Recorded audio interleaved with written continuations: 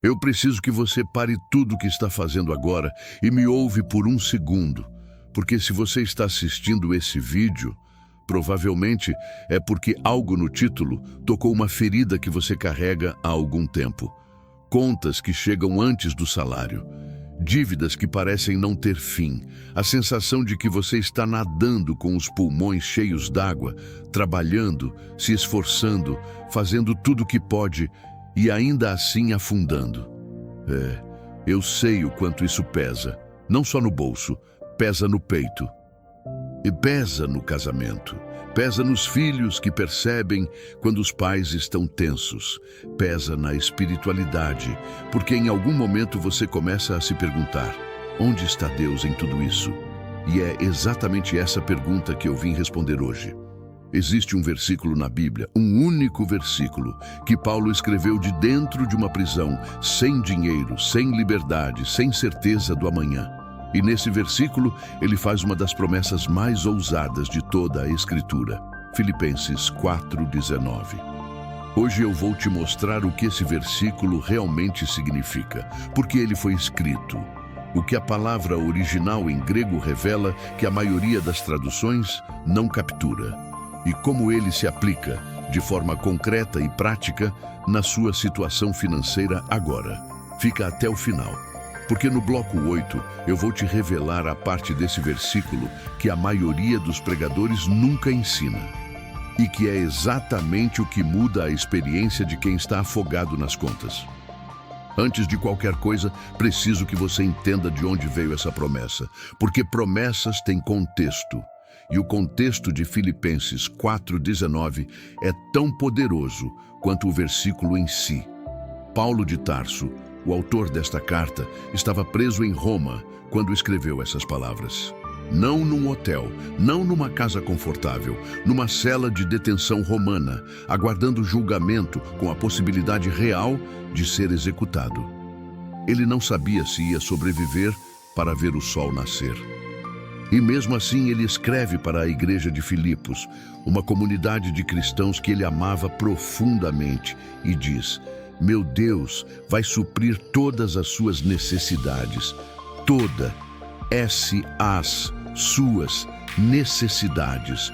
O homem que não tinha certeza de ter o que comer amanhã, estava prometendo provisão para os outros. Isso não é ingenuidade, isso não é motivação barata, isso é fé forjada no fogo da experiência real.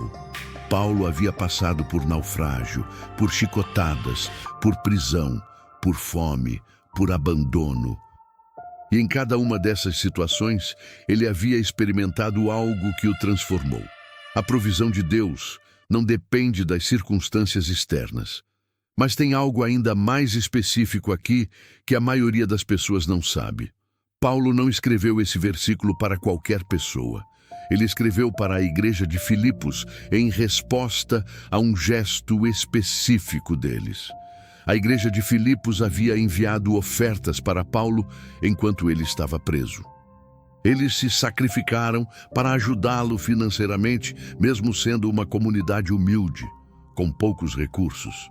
E Paulo, em resposta a esse ato de generosidade e fé, escreve: porque vocês abriram a mão para mim no meu momento de necessidade, meu Deus vai suprir todas as necessidades de vocês. O versículo é, antes de tudo, uma resposta à generosidade. E isso tem implicações enormes para a nossa vida financeira hoje. Implicações que eu vou explorar com você ao longo deste vídeo. Mas primeiro, vamos olhar para as palavras, palavra por palavra, porque o grego original diz muito mais do que a tradução captura. O versículo começa com o meu Deus, em grego, ho theos mou. O artigo definido ho, o, não um, e mou, meu, pessoal, íntimo. Paulo não diz um Deus qualquer vai suprir. Não diz Deus em algum momento vai suprir. Diz o meu Deus, com o artigo definido que em grego indica especificidade e com a possessividade pessoal de meu. É o Deus com quem Paulo tem uma relação pessoal, íntima, testada na adversidade. Não um conceito abstrato, uma pessoa. E isso importa imensamente para você hoje.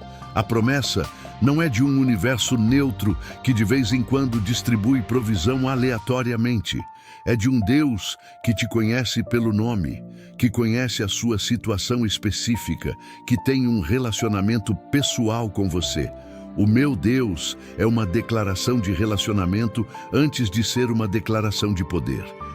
A palavra traduzida como suprirá em grego é plerô. Plerô não significa simplesmente dar alguma coisa. Significa completar, preencher até a borda, tornar pleno, satisfazer completamente. É a mesma palavra usada quando Jesus diz que veio cumprir a lei. Não parcialmente, mas completamente. É a mesma palavra usada para descrever uma rede de pesca cheia de peixes. Não com alguns peixes, mas transbordando. Então, quando Paulo diz suprirá, ele não está prometendo o suficiente para sobreviver. Ele está prometendo completude, plenitude, satisfação total da necessidade. E aqui eu preciso ser honesto com você. Porque plerô não é uma promessa de que você vai ficar rico. É uma promessa de que nenhuma necessidade real ficará sem resposta. Há uma diferença entre necessidade e desejo. E essa distinção é crucial para entender o versículo corretamente. Mais sobre isso em breve. Mas guarda essa palavra, plerô. Completar, preencher, tornar pleno. Pasan, todas, sem exceção, sem condição de se você merecer ou se você tiver feito tudo certo. E creiam, necessidades, não luxos, não desejos, necessidades. O que é uma necessidade? Em Filipenses, Paulo usa a mesma palavra creiam, algumas linhas antes para descrever o que ele precisava enquanto estava preso. Comida, abrigo, os recursos básicos para continuar vivo e cumprindo sua missão. Necessidade é o que você precisa para viver com dignidade e cumprir o seu propósito. Saúde, alimentação, moradia, relacionamentos, paz mental, provisão financeira básica e pasan creiam. Todas essas necessidades serão supridas completamente pela palavra plerô que acabamos de ver. Essa parte é de enlouquecer, segundo as suas riquezas em glória. Kata, em grego, pode significar de acordo com, mas no sentido de, na proporção de, compatível com a escala de. E ploutos, riquezas, é a mesma palavra usada em toda a Bíblia para descrever a abundância de Deus.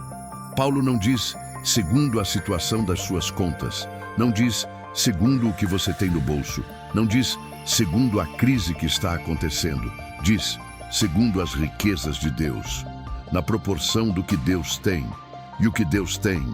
Deus criou o universo, cada átomo, cada estrela, cada recurso natural, cada oportunidade que existe ou vai existir.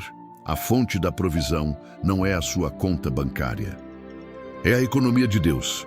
E essa economia não tem recessão, não tem inflação, não tem crise. Estou dizendo isso não para romantizar a dificuldade financeira. Estou dizendo porque muda radicalmente onde você busca a solução quando o problema parece maior do que você. E o versículo termina com em Cristo Jesus. Isso não é um enfeite teológico, é a chave que ativa a promessa. Em Cristo Jesus significa dentro de uma relação viva com Ele, não apenas uma adesão intelectual. Uma vida vivida na direção dele, com suas escolhas, seus valores, sua ética, sua sabedoria. E aqui está a conexão prática que une fé e finanças de forma inseparável.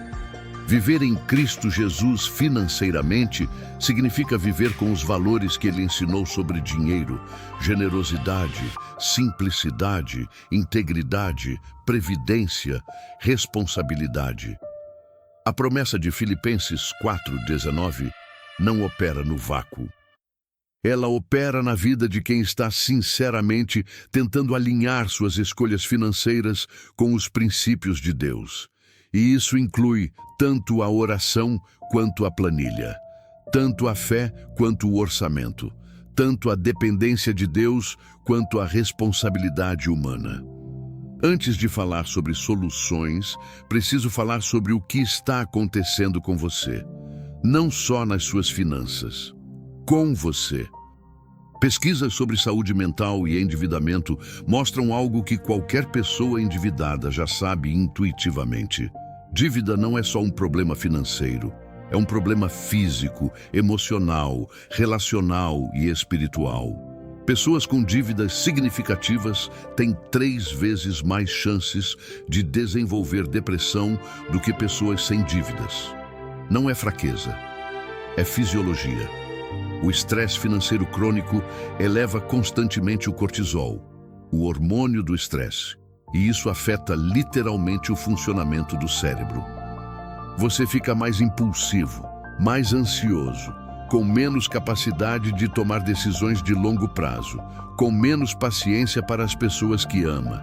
O endividamento deteriora casamentos. Estudos mostram que conflitos financeiros são o principal preditor de divórcio. Não desamor, não traição, não incompatibilidade.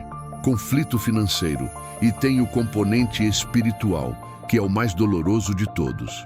Quando você está afogado nas contas, a sua relação com Deus muda. Você começa a se perguntar se Ele se importa, se as promessas são reais, se a fé que você tem faz alguma diferença prática. Ou pior, você começa a achar que a crise financeira é punição, que você está passando por isso porque falhou de alguma forma, que se você fosse uma pessoa melhor, mais fiel, mais disciplinada, isso não estaria acontecendo. E essa narrativa, que a dívida é punição, é uma das mentiras mais destrutivas que existem, porque ela paralisa. Ela transforma o problema externo em julgamento sobre quem você é. Filipenses 4:19 não foi escrito para pessoas perfeitas, foi escrito para pessoas reais, com necessidades reais, em situações difíceis reais. Paulo estava preso quando escreveu isso. Não era mais fiel do que você, era mais desesperado do que você. E mesmo assim, especialmente por isso, ele conhecia o Deus que supre. Então, antes de qualquer passo prático, preciso que você ouça isso. Você não está afogado nas contas porque Deus te abandonou. Você está afogado nas contas porque circunstâncias aconteceram, e circunstâncias mudam. A sua situação não é permanente, mas enquanto você a vive, você não está sozinho nela. E é justamente sobre como não estar sozinho na crise que o bloco 5 vai falar. Existe um erro que eu vejo com frequência em pessoas de fé que estão em dificuldade financeira. E esse erro, com a melhor das intenções, piora a situação. O erro é usar Filipenses 4:19 como substituto para a ação. Meu Deus vai suprir todas as minhas necessidades. E então, nada. Espera, ora e espera mais. Olha, eu tenho profundo respeito pela oração e pela dependência de Deus. São fundamentos reais e poderosos, mas o contexto de Filipenses 4:19 não é passividade, é parceria. Pensa comigo, a promessa foi feita para a igreja de Filipos em resposta a uma ação deles. Eles enviaram uma oferta. Eles se moveram. Eles fizeram algo concreto e sacrificial. E Paulo diz, porque vocês agiram com fé, Deus vai agir com provisão. A fé que ativa Filipenses 4:19 é uma fé que age. Hebreus 11:1 diz que fé é a certeza do que se espera. Mas Tiago 2:17 complementa, fé sem obras é morta. Fé viva é aquela que se move enquanto crê, que planeja enquanto ora, que age enquanto espera. Sabe o que Paulo fazia dentro da prisão enquanto aguardava o julgamento? Ele escrevia. Ele ensinava os guardas que estavam presos com ele. Ele orava pelos cristãos. Ele planejava viagens missionárias para quando fosse solto. Ele não estava sentado olhando para o teto, esperando que as portas se abrissem por milagre. Ele estava fazendo o que estava ao seu alcance enquanto confiava que Deus faria o que estava além do seu alcance. E essa é a fórmula. É simples. Não é fácil, mas é simples. Faça o que está no seu alcance. Confie que Deus vai fazer o que está além do seu alcance. Na prática financeira, isso significa: você não pode forçar um aumento de salário, mas você pode atualizar o currículo, buscar novas habilidades, negociar com o seu gestor. Você não pode criar dinheiro do nada, mas você pode criar um orçamento, cortar gastos supérfluos, negociar dívidas. Você não pode controlar o mercado, mas você pode controlar onde você coloca cada real que entra. E enquanto você faz tudo isso, enquanto você age com sabedoria e diligência, você ora, você confia. Você descansa em Filipenses 4:19, sabendo que as necessidades que estão além da sua capacidade estão nas mãos de um Deus que tem riquezas em glória. E essa é a resposta ao loop que eu abri. Como não estar sozinho na crise financeira? Fazendo a sua parte e confiar que há uma presença fazendo a parte que você não consegue fazer. Chegou a hora de fechar aquele loop que eu abri no bloco 2. Porque a promessa de Filipenses 4:19 foi feita especificamente em resposta à generosidade da igreja de Filipos. É aqui que a Bíblia revela um princípio financeiro que parece completamente contraintuitivo e que, no entanto, é confirmado tanto pela teologia quanto pela psicologia e pela ciência comportamental. O princípio da semeadura e da colheita. 2 Coríntios 9:6 diz: quem semeia pouco, pouco colherá. Quem semeia com fartura colherá. E o versículo seguinte acrescenta: cada um deve dar segundo propôs no seu coração, não com tristeza nem por necessidade, porque Deus ama quem dá com alegria. Mas aqui está o que me impressiona nesse princípio. Paulo está falando para pessoas que tinham pouco. A igreja de Filipos não era rica, era uma comunidade de artesãos, comerciantes pequenos, pessoas comuns. E mesmo assim, eles deram. E Paulo, em resposta, promete Filipenses 4:19. Por que generosidade e provisão estão ligadas? Não é magia, é um princípio de como a realidade funciona. Quando você é generoso, você declara com os seus atos que o dinheiro não é o seu Deus, que você confia que haverá mais, que você está conectado com algo maior do que o seu saldo bancário. E essa postura, essa orientação interior, abre mão e mente para enxergar oportunidades que a mentalidade de escassez fecha.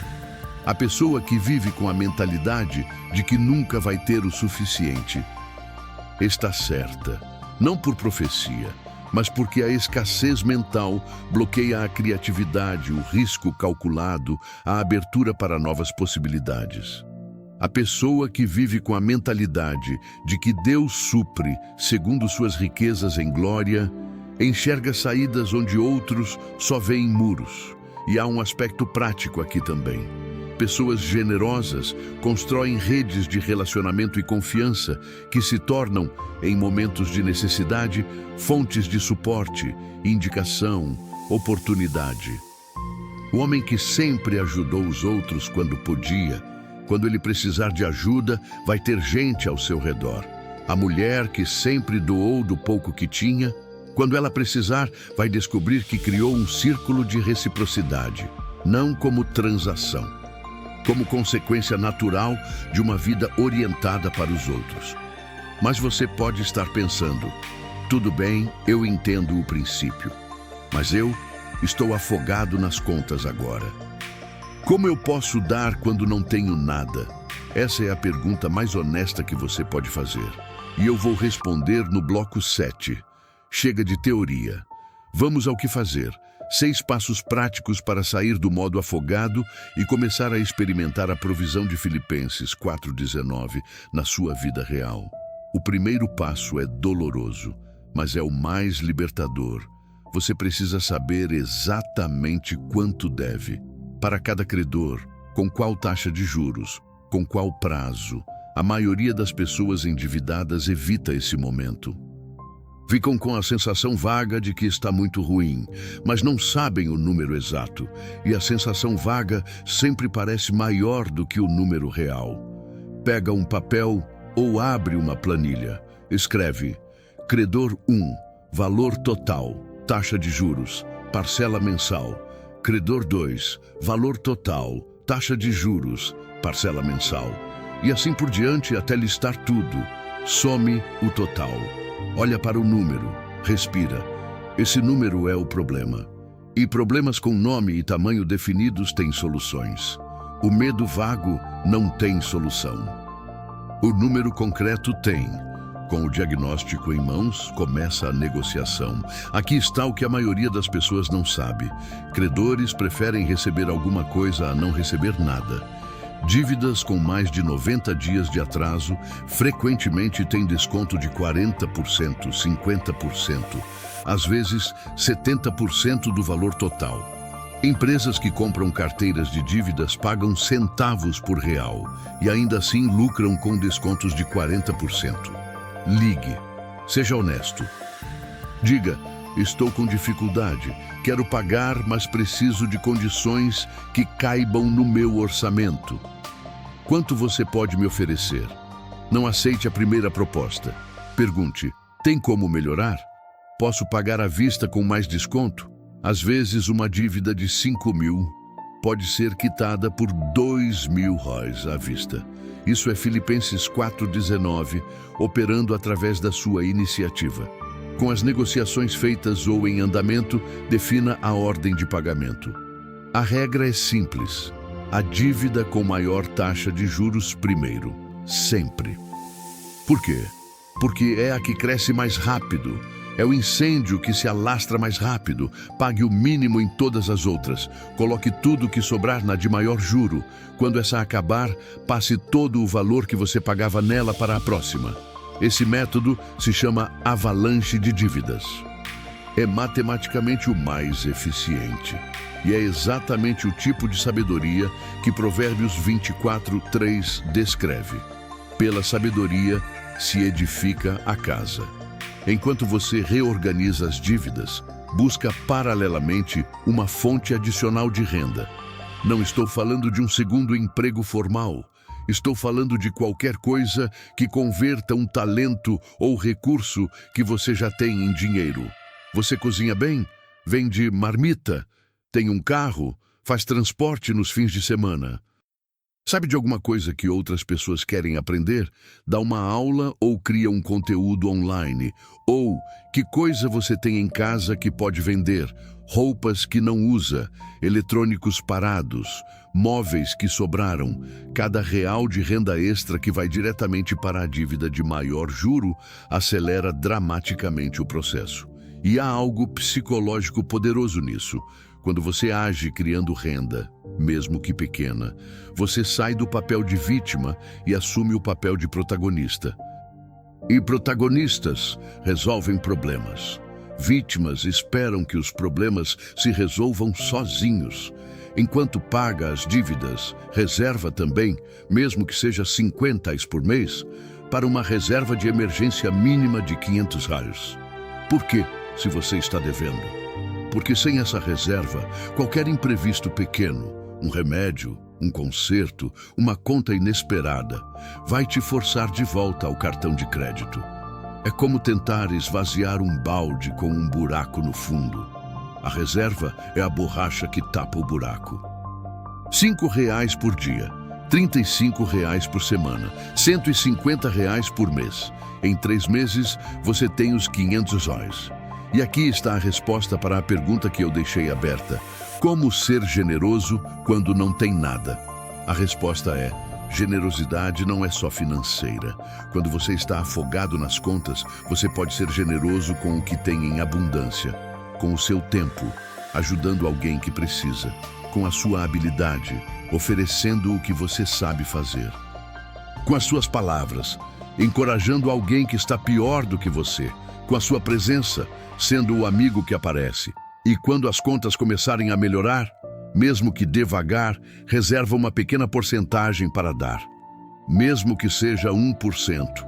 mesmo que seja 10 dólares, não como obrigação religiosa, como declaração de fé. Eu confio que há mais vindo. O que eu tenho não é tudo que vou ter. Essa declaração, feita com ato concreto de generosidade, ativa algo em você que transforma a sua relação com o dinheiro de dentro para fora. Chegou a hora de fechar o que eu prometi lá no começo. A parte de Filipenses 4,19 que a maioria dos pregadores nunca ensina. Ou melhor, o versículo que vem antes do 19. Filipenses 4, 11, 12. E aqui Paulo escreve algo extraordinário. Não que eu esteja procurando dádivas, mas estou procurando o fruto que abunda para a conta de vocês. Aprendi a estar contente em qualquer situação em que me encontre. Sei o que é ter abundância e sei o que é passar por necessidade. Em tudo e em todas as circunstâncias, aprendi o segredo de estar satisfeito, tanto na fartura como na fome, tanto na abundância como na necessidade. Filipenses 4, 11, 12.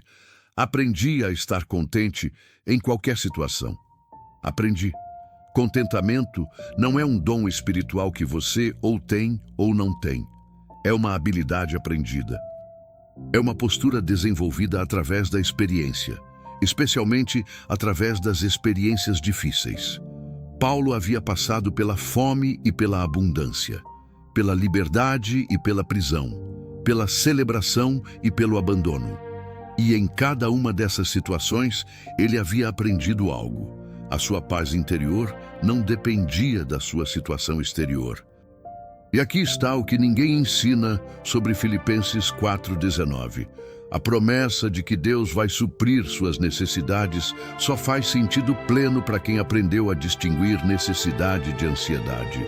Quando você está afogado nas contas, existe a necessidade real, que é: preciso pagar o aluguel, preciso colocar comida na mesa, preciso quitar essa dívida que está crescendo. E existe a ansiedade, que é: e se piorar? E se eu nunca sair disso? E se eu perder tudo?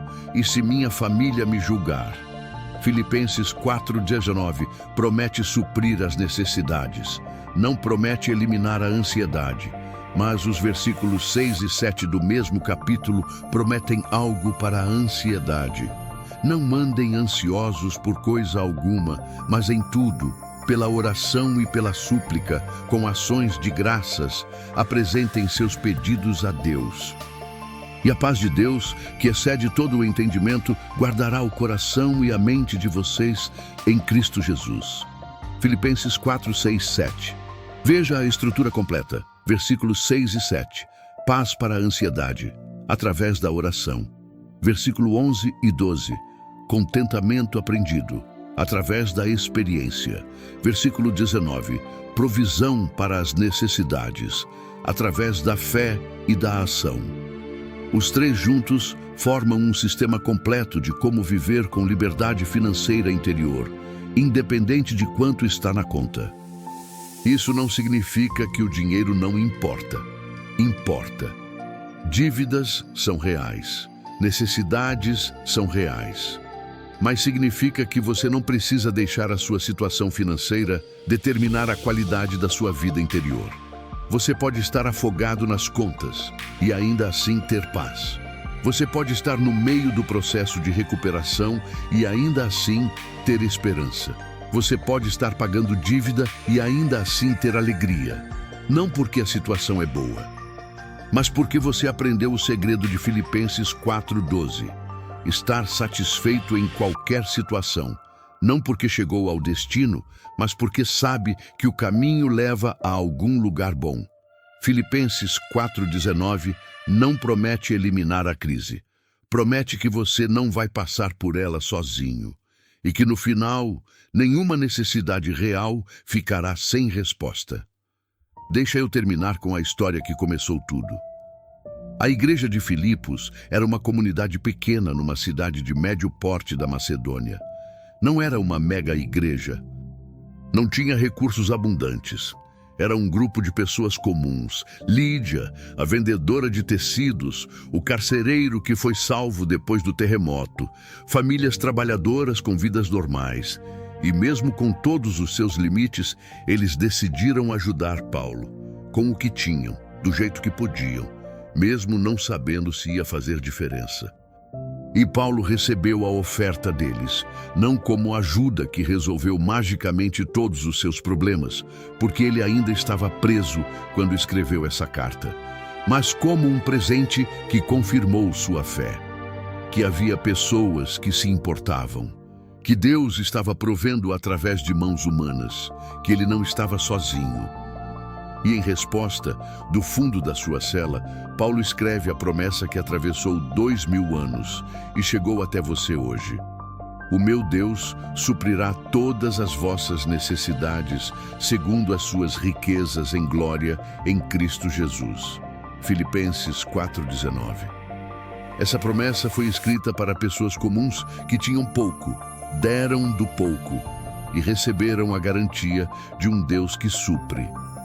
Ela foi escrita para você que está afogado nas contas hoje, para você que não sabe como vai fechar o mês, para você que acordou hoje com o peso de uma dívida que parece impossível. A promessa não é que vai ser fácil, a promessa é que não vai faltar o que é necessário e que você não vai atravessar isso sozinho. Vamos fechar. Hoje você aprendeu que Filipenses 4:19 não foi escrito de um palácio, foi escrito de uma cela, por alguém que conhecia a diferença entre necessidade real e ansiedade mental. Você aprendeu que plerú significa completar, preencher até a borda. Não apenas o suficiente para sobreviver, mas suficiência real. Você aprendeu que, segundo as suas riquezas em glória, significa que a fonte da provisão não é a sua conta bancária, é a economia de Deus, que não tem recessão. Você aprendeu que a fé que ativa essa promessa é a fé que age, que faz diagnóstico, negocia, prioriza, busca renda extra, constrói proteção e pratica generosidade mesmo no pouco. Você aprendeu que generosidade e provisão estão ligadas. Não como transação, mas como consequência de uma vida orientada para fora de si mesma. E você aprendeu o segredo que Paulo revela nos versículos antes do 19. Contentamento é uma habilidade aprendida. A paz não depende da situação. Ela é guardada por Deus enquanto você apresenta seus pedidos com ação de graças. Agora uma pergunta direta. Qual dos 6 passos você vai dar esta semana? Escolhe um. Só um. E começa. Não todos. 1. Um diagnóstico completo das dívidas. Uma ligação para negociar. Uma renda extra buscada. Uma reserva de 50 Harleys separada. Um ato de fé que age. E enquanto você age, descanse em Filipenses 4:19. Não como um talismã, mas como uma âncora. Porque o Deus que prometeu suprir todas as suas necessidades, segundo as suas riquezas em glória, é o mesmo Deus que estava na prisão com Paulo, que estava na tempestade com Jonas, que estava na fornalha com Sadraque, Mesaque e Abednego. Ele não prometeu te tirar da situação imediatamente. Prometeu estar com você dentro dela e garantiu que nenhuma necessidade real ficará sem resposta. Se esse vídeo tocou o seu coração hoje, deixa o like e compartilha. Pode ser que exista alguém na sua lista de contatos que está exatamente nessa situação e precisa ouvir essa mensagem agora. Se inscreve no canal e ativa o sininho, porque toda semana a gente traz conteúdo que une fé com sabedoria financeira de forma prática e real. E me conta nos comentários qual parte de Filipenses 4:19 você vai levar com você hoje. Minha equipe e eu lemos todos. Que Deus te abençoe, guarde a sua família e te dê paz. A paz que excede todo entendimento, enquanto você atravessa essa temporada. Até o próximo vídeo.